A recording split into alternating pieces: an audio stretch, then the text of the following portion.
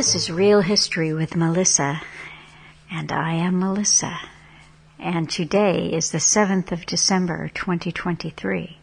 And I had planned to be talking with someone from England, but they were under the weather, and I was a bit low energy myself on Sunday, and frankly still am, but I wanted to put out something for this week, so here it is. I was thinking about, going on this is episode 45, so I'm headed towards a year of doing these real histories. And there were several things that kind of sparked the idea of doing this. And one was a conversation that I had with a retired beat cop from LA, who really planted the idea in my head of something like this. Now, he says that he'll do one of these with me. At first he said, no, I don't have anything to say. And I'm like, are you kidding? A retired beat cop from LA has plenty to say. A retired beat cop from LA who listened to Alan has plenty to say, I'm quite sure. So he's finally, I've worn him down, and he'll do this with me at some point. But I wanted to talk to people, I thought maybe longtime listeners who had gotten a lot out of Alan's work and wanted to share that with other people.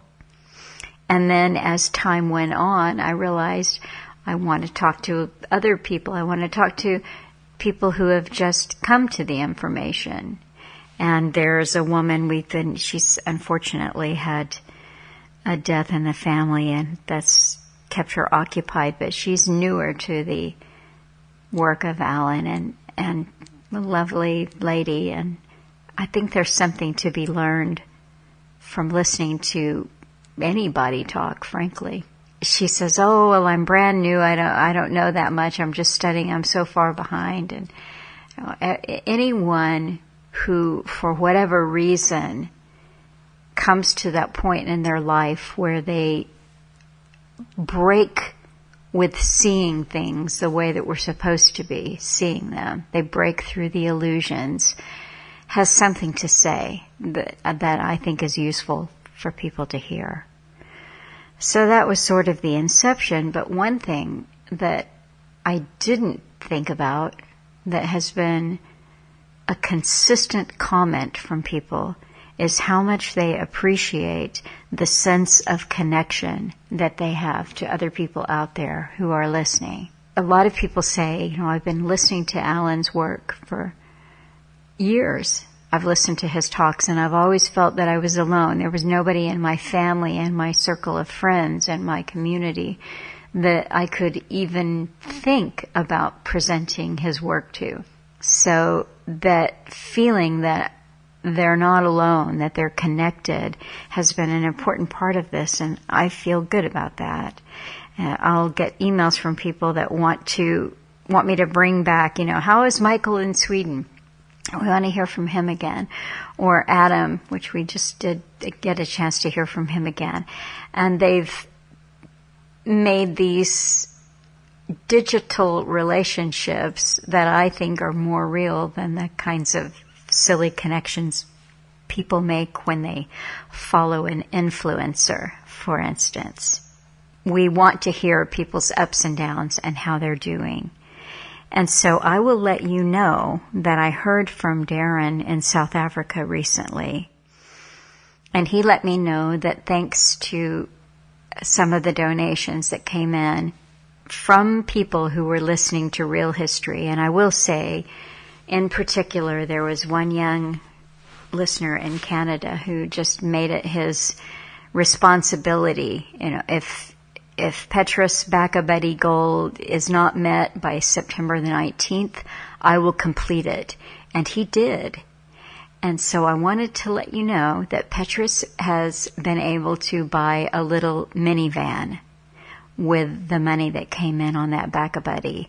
And Darin said not only that, the van is more reliable, but it's also more visible. So the painting on the side, letting people know about farm murders, farm killings in South Africa. He's now got a bigger billboard. And there are other positive things that are happening. And I think, thank you listeners, that those of you who felt called to donate to what he's doing have helped him raise the profile for this very important subject. So I definitely want to get Darin and Petrus and probably Joanne, Petrus's right-hand woman that he's never met, who helps him tremendously, back on in the new year to talk and update us on what's going on. And I also want to take a opportunity here to remind you that even though his initial goal has been met, he still has financial needs. And if anyone has some extra money that is burning a hole in their wallet, this is a good place that you can spend some of that. It's, I believe, a very worthy cause.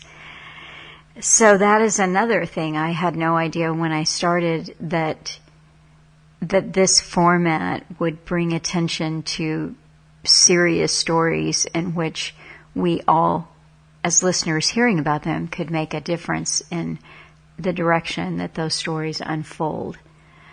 So raising awareness for these farm killings in South Africa, which are mostly, but not all, against white farmers. This is a very important story. So right now, as I do a little bit of real history housekeeping, there's someone who lives on a boat in the Netherlands, and he's kind of on the fence if he's going to talk or not. He was initially very open to it, and now he's just in a place of prioritizing where he's at in his mental state, meaning there's a time and a place for everything, and he may be in a more introspective place and less a place of sharing. But there's somebody else who's traveled all around in a van and for years and has many interesting stories that they've shared with me via email. And there's 3 people from Scotland with different stories, and the fellow from England that I didn't get a chance to talk to, and someone in Canada that was a friend to Alan and to me when I was there.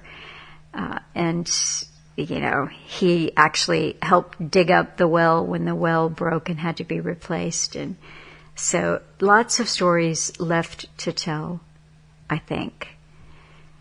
So that's a little bit of the housekeeping on real history. But I was thinking, well, if I'm doing a little bit of a solo catch-up with you today, what can I talk about? And one of the podcasts that I did at the very beginning of November, I entitled Buffy Goes to Hollywood. And this was an interesting story to me about Buffy Sainte-Marie, a singer who was exposed by a CBC piece as not being an Indigenous Canadian who was adopted into an American family. So I did that story because it caught my attention, and the Hollywood angle of it was interesting to me.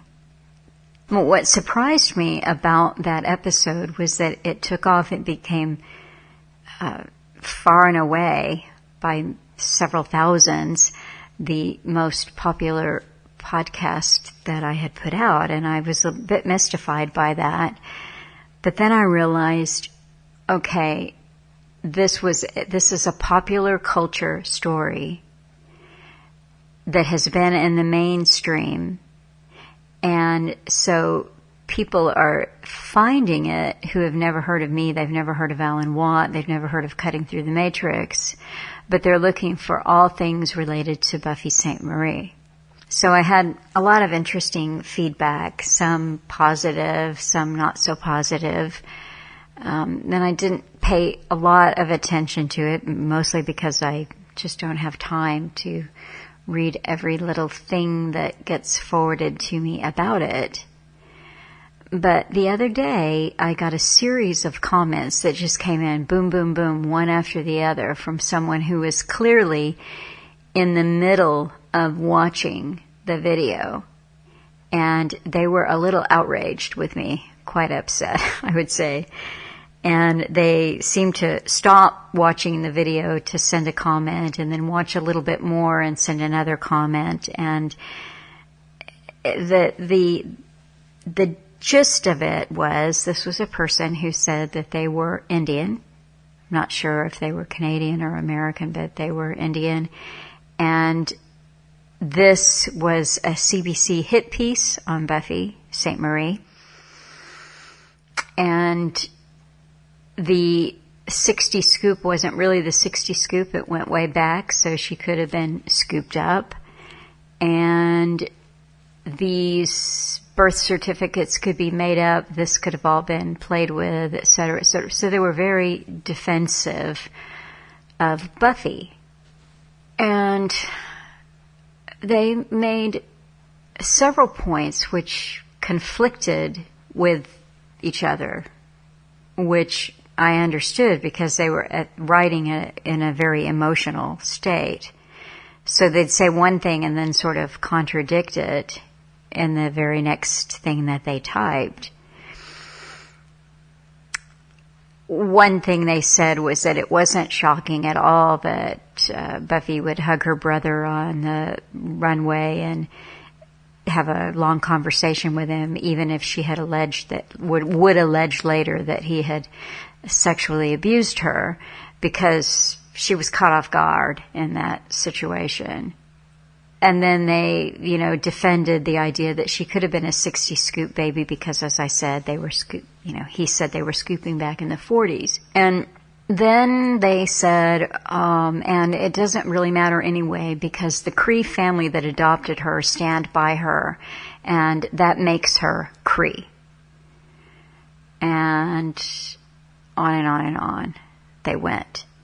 Meanwhile, I'd heard from someone else who was telling me that these babies who were scooped, they'd been done a favor because there's so much violence and alcoholism on the reservation that they had been saved from a bad life, which I took with a grain of salt because whatever the circumstances of one's upbringing, to remain in your family is, we hope, the best situation. And to make a blanket statement that these reservations are filled with violence and alcoholism and they're just better off somewhere else, I can't get behind that. And I responded to them, I said, look, I have Indian blood.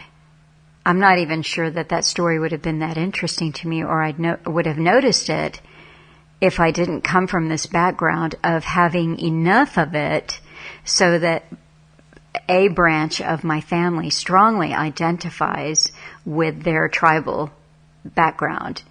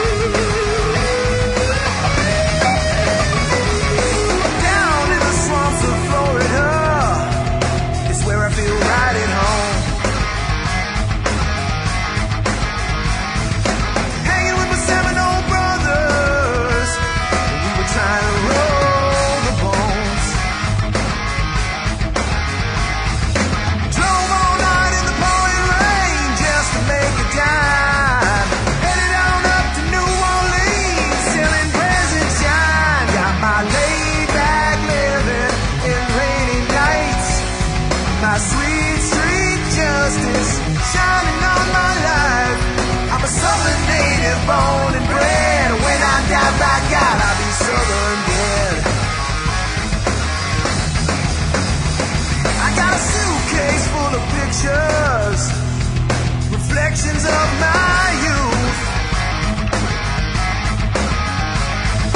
Music is my saving grace. My guitar just told the truth.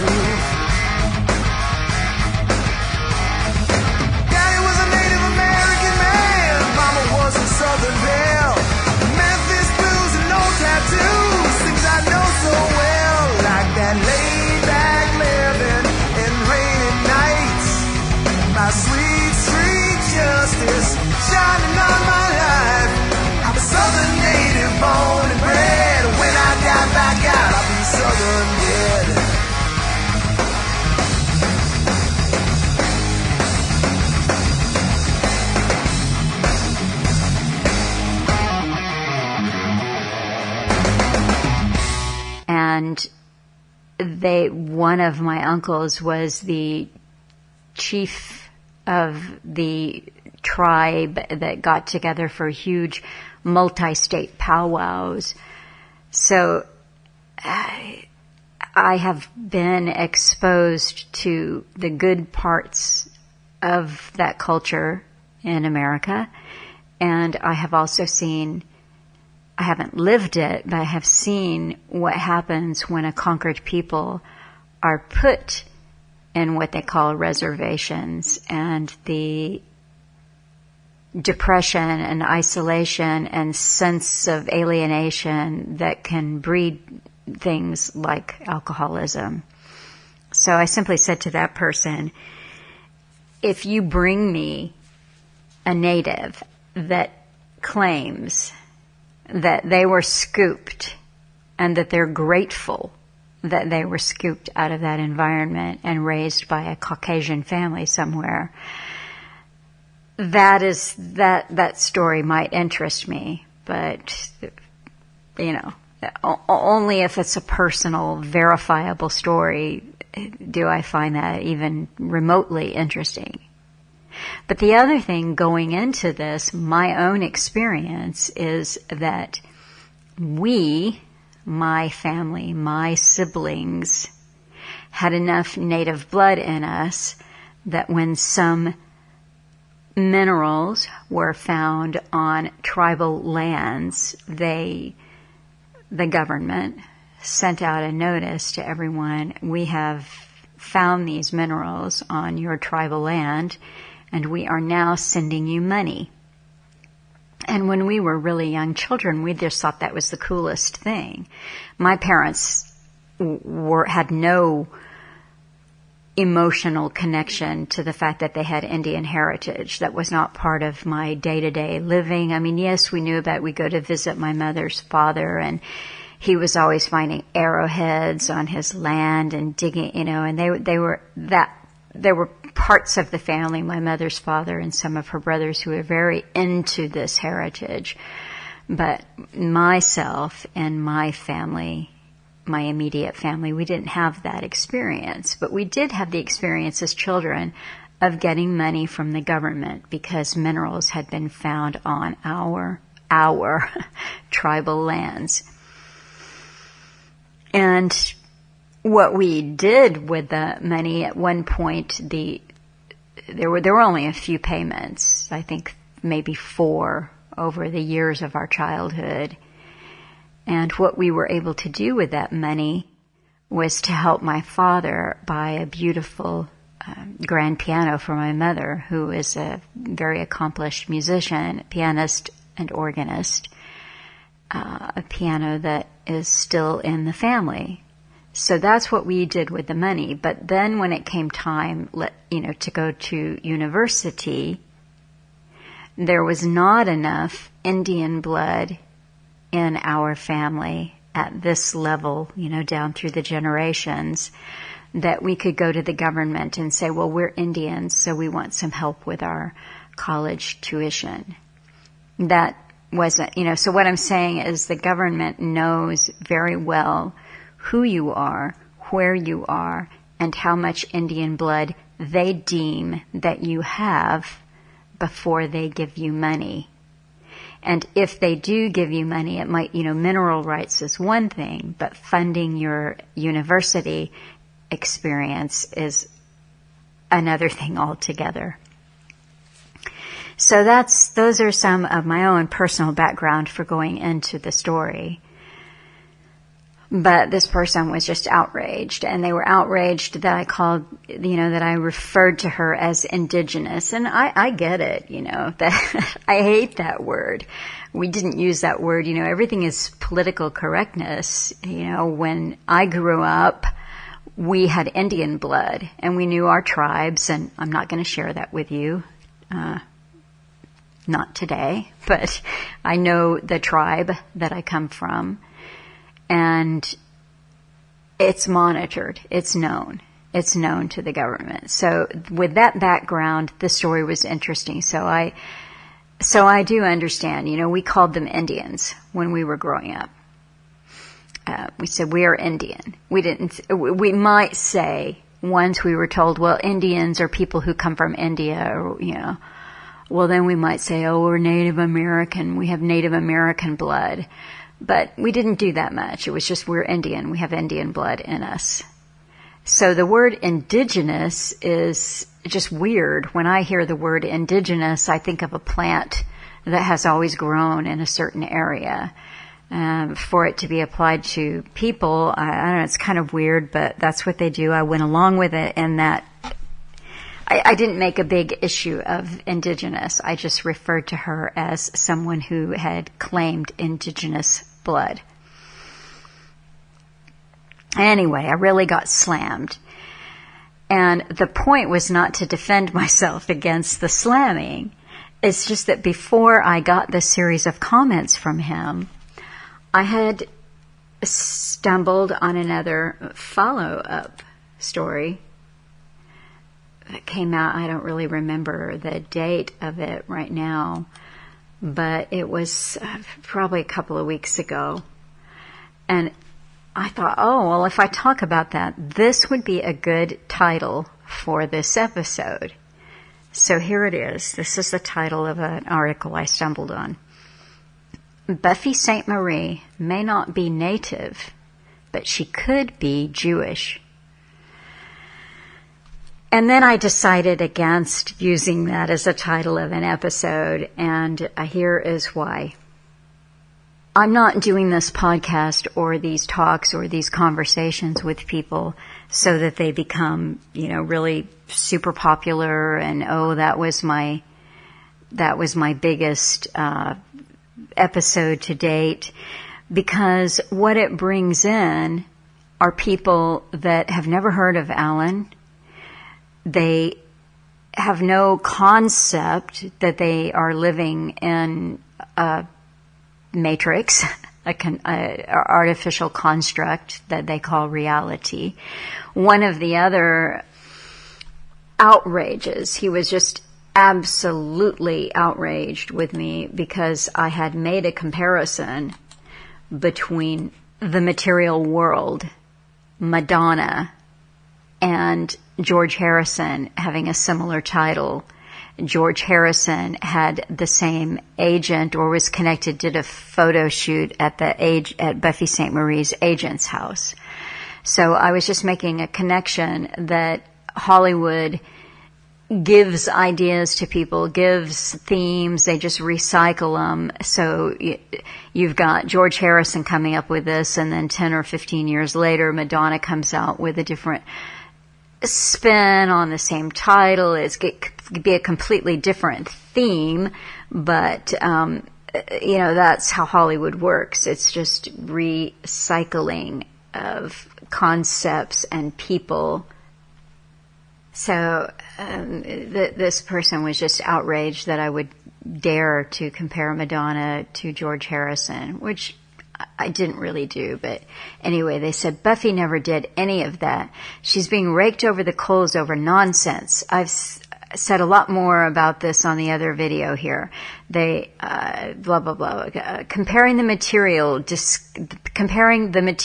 disgusting, disgraceful Madonna to George Harrison is ludicrous. George was showing how the material world means nothing. Don't forget he was into transcendental meditation.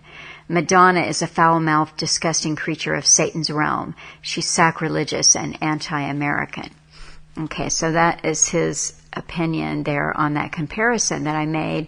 And I was considering that, and then he got back with something else, and then he said, she would never do any of that. Well, I had found a picture. I didn't use an illustration of, Buffy's just dressed up ridiculously. And yeah, she would have done anything. She would have dressed in any way. She goes to meet the queen with her headdress on. Really? When I thought about this more and more, and I thought, this would be like black singers or black group from the 60s or 70s who dress up like tribal Africans to go to meet some head of state or the queen or whatever. That only cements my own response to the story from the Hollywood angle is it doesn't ring true of someone who comes from something, who has that heritage and it's dear to them. So I'm thinking about all of the comments and blah, blah, blah. And then I thought, well, this is just easy. She's now come out with with a statement. And she said she has the documentation that her brother abused her, but she doesn't want to hurt her estranged family. And she has the documentation that this birth certificate has been tampered with. Well, or, that it's not actually real. Well, sorry, I just, the CBC and places like that, they don't just go do hit pieces on people without an enormous amount of fact checking because of liability. And at this point, to say that you've got the evidence but you don't want to reveal it because you don't want to hurt them, well, they're already deeply hurt. They've been hurt for decades. And these allegations about her not being adopted came from family members as far back as the 70s. So if she has information that can cast light on that, why not come out with it? I'm not in, I don't do Ancestry.com, but at this point, a simple DNA test, even though her parents are no longer alive, the niece comparing DNA to the aunt, you're going to have a significant amount of genetic material in common that simply would not happen if you were not biologically related. So there are a lot of ways that she could put this story to rest. And then quite cynically, is this just PR? Because, at 82 years old, the Hollywood reinvention to stay relevant seems to be, oh, I'm a lesbian now, or, me too, I was abused by so-and-so. When fading stars want to be relevant, that's what they do. And I noticed, I don't know if she won, I didn't follow it too closely or not, but that she had either been nominated for an Emmy or had received an Emmy award recently. So, is this just PR? Any publicity is good publicity, according to P.T. Barnum. So just things to think about, and that's what I do. But the point of all of this, of talking about it in the first place, is because I was interested in culture creation. I was interested in how stars are made and how they're promoted. And frankly, I don't really see a big difference between the damage that Madonna has done to culture and the Beatles have done to culture. Think about it. The Beatles were huge in popularizing drugs. They were huge in popularizing the New Age. And, this guy's defending transcendental meditation. Like I say, he's obviously not a listener to Alan. So that's the point. I'm not looking for the big, huge audience. I'm looking for my tribe. And my tribe are people who question things, who don't hold on to the official story because it's the official story, nor do they go to the antithesis. They think about it from their own unique point of view, if they have one, if they can have one. Again, that's it. That's because I'm looking for people who really resonate with everything that Alan Watt talked about for years and years, that this has hit them deep in their core, deep in them. They spark to what he has said. This has changed their lives. And our window for connecting with one another is closing. That opportunity that we have gets narrower all the time. The transcriber came up with the idea of transcript booklets, which we have done, and she said it just came to her strong that the Allen's words needed to be in a form people could just fold it up and put it in their back pocket at a day when we don't have the internet, or there's so much control over the internet that there's not a possibility to share real information. So you could just fold up a transcript booklet, put it in your back pocket, and go and have it with you. And I had said to someone that I thought that I should put transcripts in bottles and then cast them out into the ocean and just see where they go. And I was making a joke, the message in a bottle. But this person just thought it was a fantastic idea. They wanted to get going on it right away. It would be, CTTM road trip, and we just load up transcripts in bottles and go coast to coast and toss them out. And it's kind of a funny image when I think about it, because the transcripts have been done now in many languages, so we can toss them out in Spanish and German and Russian and Polish and French and English and just see what happens.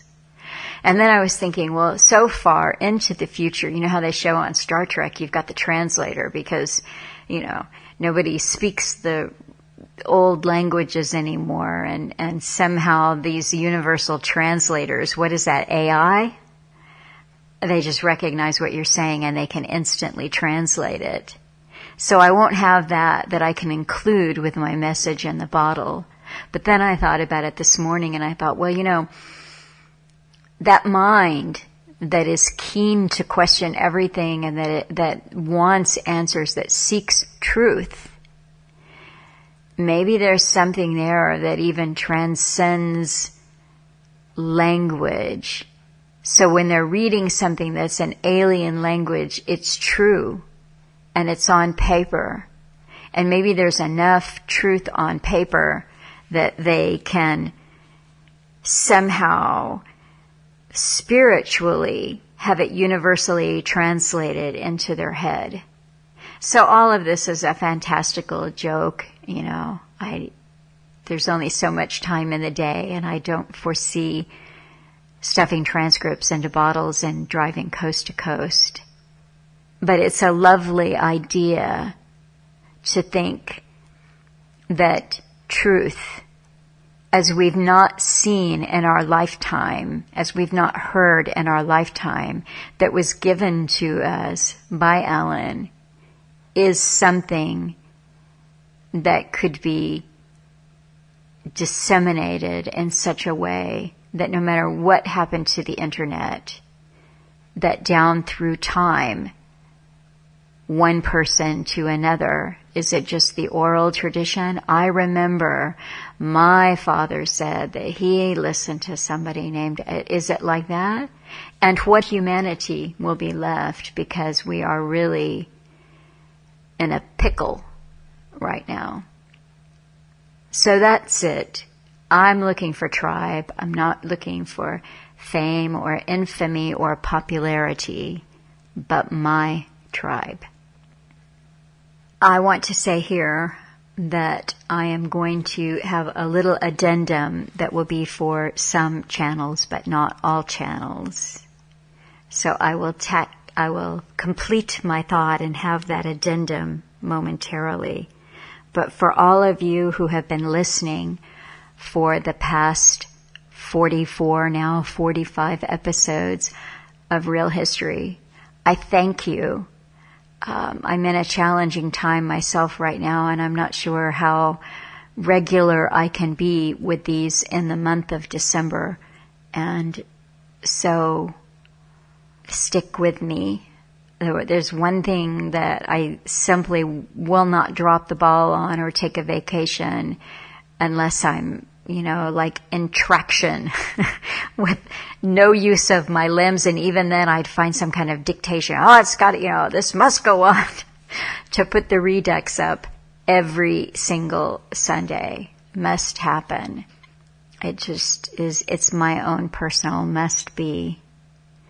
But thank you for your support. If you like what you're hearing, subscribe, share it, pass it on, consider visiting the website and making some kind of a monetary subscription on a regular basis, that would be really helpful to me and very, very much appreciated.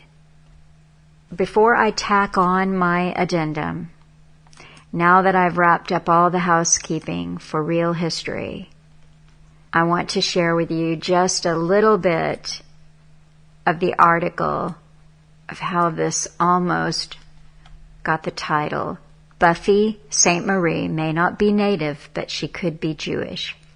Not too long ago, bombshell information hit entertainment news.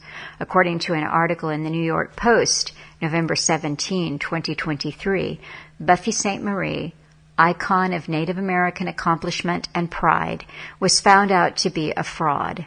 The songstress of the 60s, whose lyrics graced every hootenanny, a woman who wore her moccasins, beads, and feathers proudly, is now mocked as faux Pocahontas and cast in the same low light as other wannabes who adopted minority racial or ethnic status in order to cash in on the victimology of the day.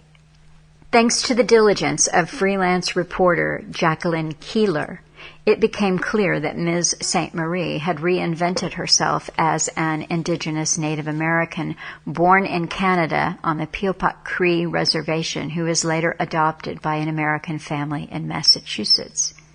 Although she was born and grew up as Beverly Jean Santa Maria in a typical Massachusetts town, for more than 60 years, Buffy Sainte-Marie perpetuated her fake Native American status to garner numerous film and television appearances and win dozens of awards and accolades, including a commemorative Canadian postage stamp, all of which were intended exclusively to highlight the accomplishments of real Indigenous Native people. In 2022, when journalist Keeler labeled Buffy as a pretendian or pretend Indian, Buffy Sainte-Marie's story began to unravel.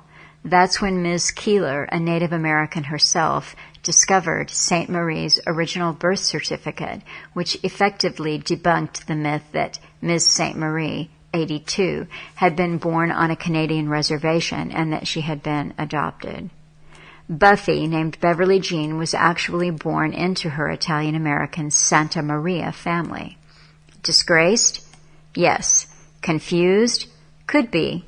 That's why our Italian Jewish Cultural Center of Calabria, the IJCCC, encourages Ms. Sainte-Marie to consider claiming her rightful place in the minority kaleidoscope. Why?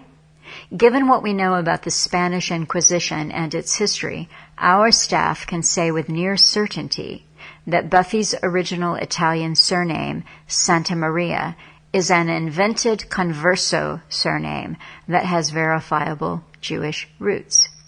Names like Santa Maria, meaning Holy Mary, along with other Italian surnames such as Cristiano, Christian man, Spirito Santo, Holy Spirit, Di Dio, Son of God, and even Aitomi Cristo, Help Me Christ, were adopted by Jewish families to bamboozle Inquisition authorities into believing that the Jews they had persecuted and forced into Christian conversion had now become devoted to the Christian Church. Buffy's Santa Maria ancestors were most likely part of a group known by the Hebrew phrase B'nai Anusim, which translates as children of the forced ones. In modern times, this phrase means that many Italian Americans, such as Buffy herself, have ancestors who were chased by Inquisition authorities from Spain to Portugal, then to Sicily, and finally to the mainland of southern Italy. When they were caught, these Jews were forced, under pain of arrest, torture, or death, to accept adult Christian baptism. In fact, we find the surname Santa Maria listed in the Dictionary of Sephardic Surnames. It is the moniker of a Jewish family living in Toledo, Spain in 1492, the year of the expulsion of the Jews, when they and many others like them attempted to hide in plain sight by adopting holier-than-thou Christian surnames. Buffy Sainte-Marie's Spanish Santa Maria ancestors may very well have been a part of this group. Further documentation of the Jewish roots of the Sainte-Marie surname is found in Chaim Beinart's book Conversos on Trial, Peter Bonin's classic Sangre Judea, Jewish Blood, and the iconic volume that tells the B'nai Anusim story, Cecil Roth's definitive A History of the Marranos. Local historians based in the toe of the Italian boot report that the southern Italian island of Salina, part of the Mediterranean archipelago called the Aeolian Islands, was the home of the Sainte-Marie family for generations. Salina residents say it is likely that our ancestors first arrived in the Aeolian Islands following the expulsion of Jews from Spain in 1492. Sainte-Marie was a commonly adopted name for those who converted to Christianity under duress in the 14th and 15th centuries. For more than 20 years, the IJCCC has responded to hundreds of requests from men and women with Italian heritage who are eager to learn if their surnames have Jewish roots traceable back to the Sephardic Jews of Spain. They want answers to questions ranging from, who am I? And who was I? To, I've always felt Jewish. Could it be that our family was once Jewish? The New York Post reports that possibly in an attempt at damage control, Buffy Sainte-Marie wrote that she never knew exactly where she was from. Although this statement in no way excuses her behavior, it does speak to long-buried emotions felt by thousands of men and women with lost Italian Jewish heritage. As one woman who contacted us wrote, I always felt out of place. It was a relief to know my surname has Jewish roots.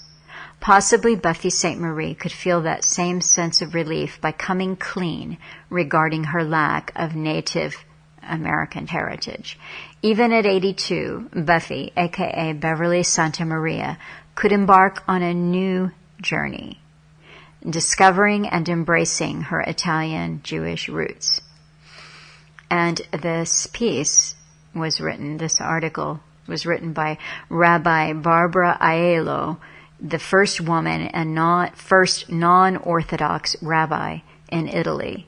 She opened the first active synagogue in Calabria since Inquisition times and is the founder of the B'nai Anusim movement in Calabria and Sicily that helps Italians discover and embrace their Jewish roots. Well, like I say, it's all very interesting to me. But in this show, Real History, like I said, I'm looking for my tribe. So I thank you for sticking with me in this. And next week, I'm happy to be talking to Neil Foster again. So I look forward to that. And who knows what the rest of the month will bring. And I hope it does work out with Neil. I know he's on his hectic holiday work schedule. So hopefully that happens. And there you go. Thank you. So as we head into the Christmas season, people get more stressed out this time of the year. And I just encourage you all to have compassion one for the other and some kindness as you go about your days. I thank you for listening and have a good week. Well,